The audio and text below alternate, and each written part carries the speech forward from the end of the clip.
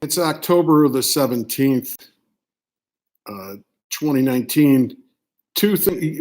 The Rick blog, quite a while ago now, maybe a year ago, um, started morphing away from a period of the blog where I was spending a lot of time talking about the political situation um, and this ordeal that we've been going through with Trump.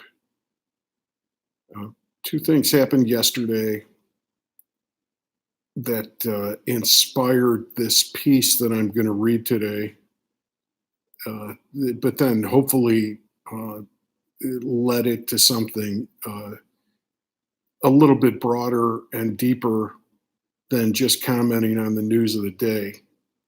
But let me make that narrow comment.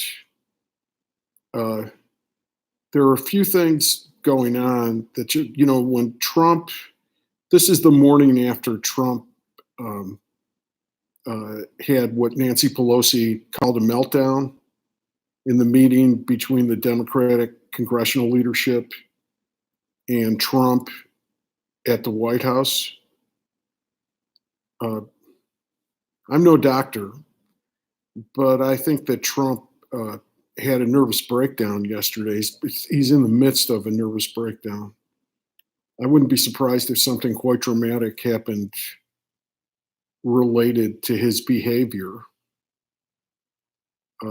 The now famous letter that he wrote to Erdogan was and this is stuff that you could hear from a pundit on cable. I mean, but it was a cry for help.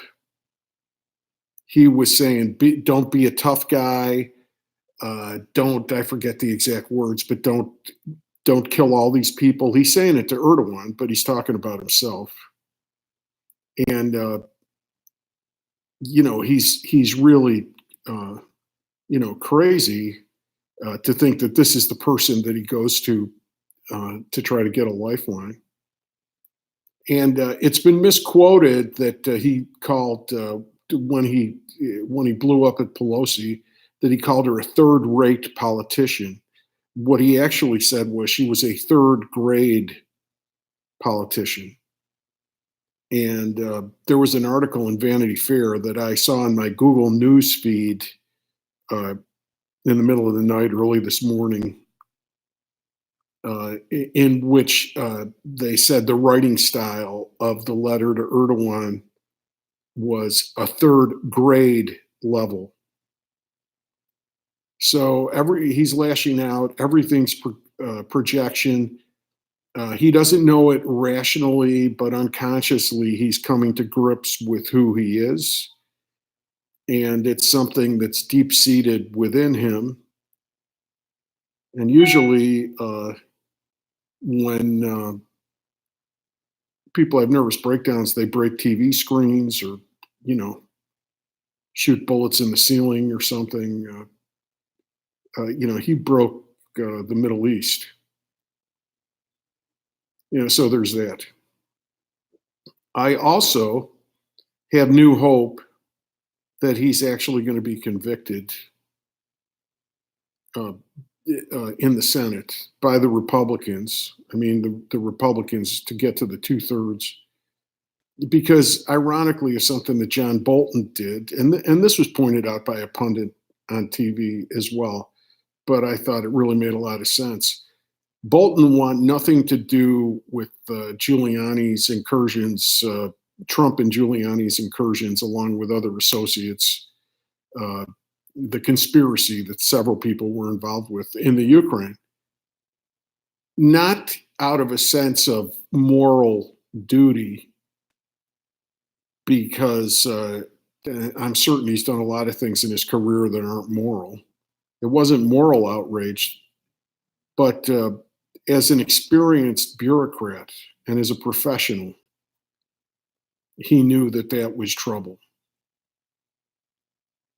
And I mean, it's interesting that Mitch McConnell, who was at the meeting where he had what Pelosi characterized as a meltdown, where Trump had the meltdown, Mitch McConnell said afterwards, I made no observations in the meeting and I make no observations now.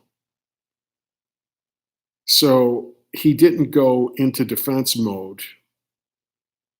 It's also interesting serendipity that I believe the Republican Senate luncheon was before the meeting at the White House. But to me, the news there is that McConnell is going to have a process for the trial in the Senate. The way he was talking before, it sounded like he might give us the modified Merrick Garland. In other words, he has a constitutional requirement to put bills of impeachment before the Senate, but he could have done it on an up and down vote or whatever. He could have tried doing it otherwise, I think. I mean, I'm not really completely versed in the Senate rules or what's controlling them, but when he said that the bills of impeachment will probably come in by Thanksgiving and they're going to work 6 days a week and they're going to have a trial by Christmas, the trial completed by Christmas, it seems to me that they're committed to actually hearing this out. I mean, and again, I think ultimately they're going to throw Trump under the bus because of their self-interest. I mean, Trump is the useful idiot.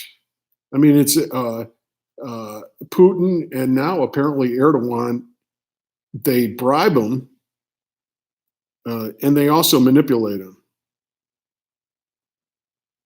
And he has real regret about what he did in this Syrian situation, but he really doesn't know what to do. But anyway, by observing these national events, I wrote this piece,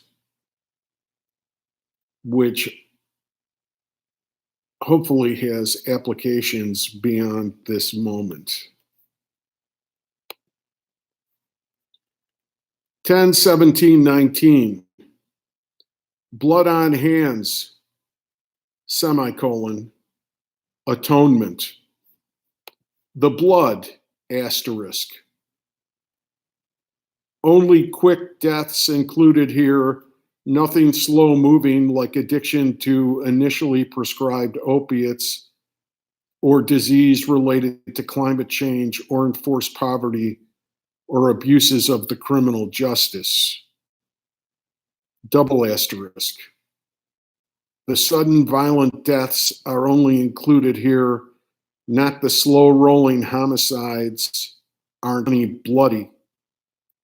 Not that the slow rolling homicides aren't plenty bloody.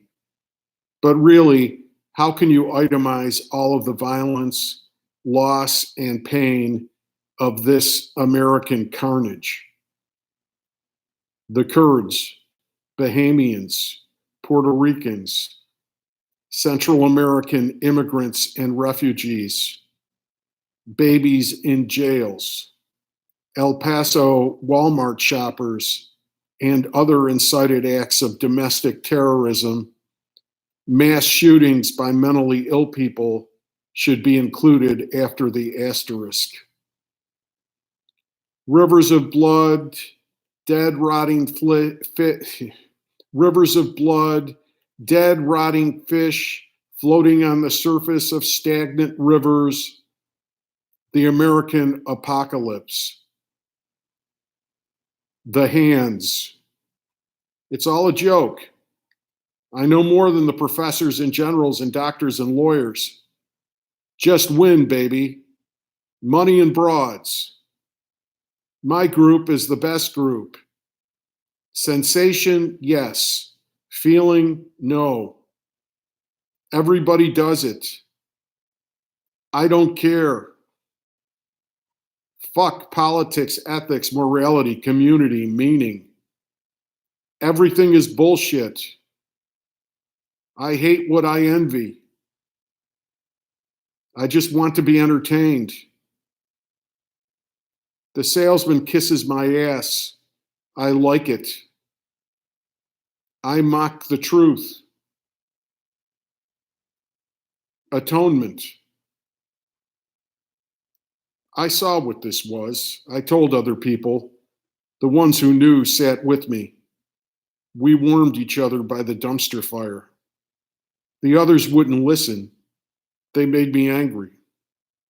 They are the ones who always ruin the world.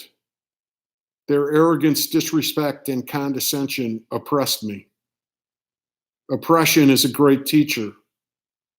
The whole experience aroused a desire in me to be a better man. The blood was on my hands, too. Most of it was pit there by other people.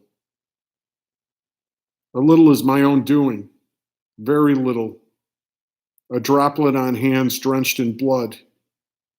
I always knew that droplet was my responsibility. But sin is the road to sainthood. My conscience is racked by things that I would not do or want to do. I am responsible for what you are. I bear no fault or blame. I feel shame and pity. May Almighty God bless us all.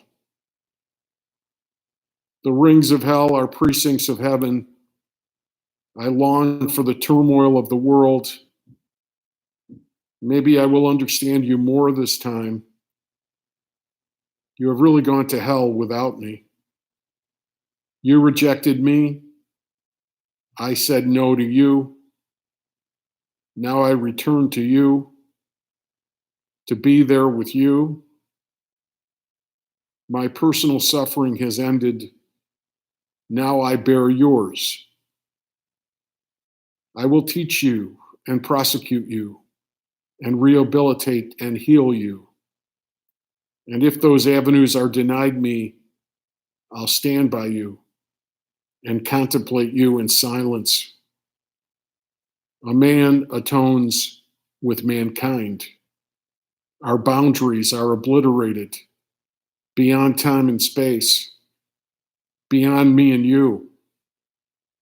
We are the world. We are the children. La la, la la. We're saving our own lives. La la. Make the world a better place for you and me. La la la. Individual and universe on alternating current. The world is wonderful on the most awful night of the year, the night of the world's psychotic break. The raging fire immolates shaman and sinner alike. The dead rise, only to be cremated.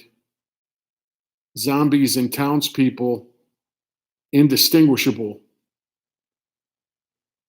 Ignorance kills. Father, forgive us. We knew not what we did, even when I didn't do it. I have to shoulder the sins of all mankind, not just my own malfeasance, and so do you. Forgiveness doesn't tolerate evil. Forgiveness is not martyrdom at the hands of evil. Forgiveness puts evil on its back until it nearly disappears, and the self nearly disappears too,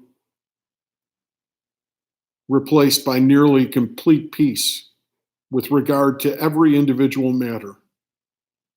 Only a speck of evil and self remains, growing very slowly